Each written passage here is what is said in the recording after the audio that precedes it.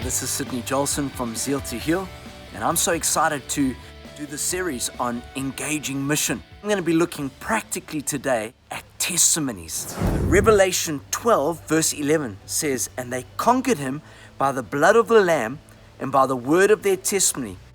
Testimonies are so powerful.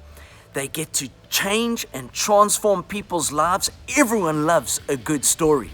Your story is unique as your fingerprints. People relate to stories, especially where God is involved. It brings hope and it brings faith. Your story is so powerful. Number one, it honors God. You're acknowledging God before man. Number two, it reminds the devil that he's defeated and it's a great weapon against him. Number three, it strengthens you and those that you're telling.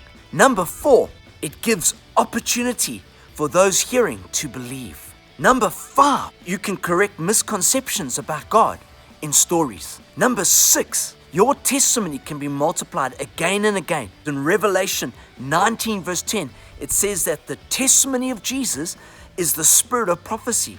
When you tell your story, you are opening up faith in an environment for that to be done again. The Samaritan woman, her story unlocked a city.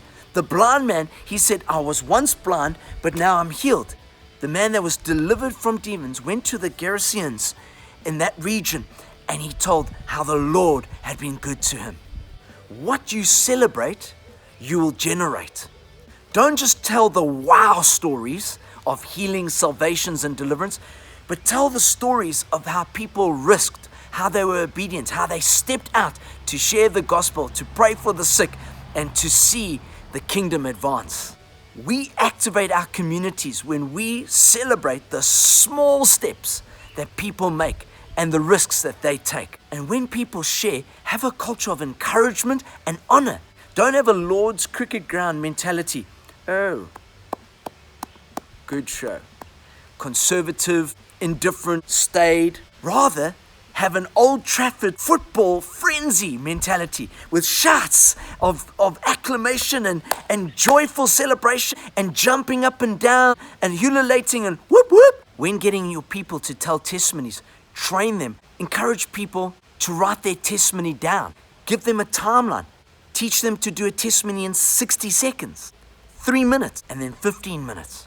Teach them not to be religious when telling their stories and using big theological terms. Help them to be engaging, roller coaster type storytelling, not monotonous, monotone.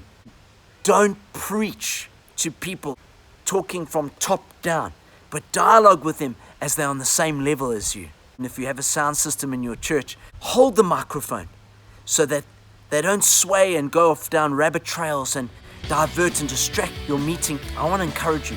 Tell stories and testimonies when you gather as believers. Empower the priesthood. It activates them and it gets people saying, "I can do this."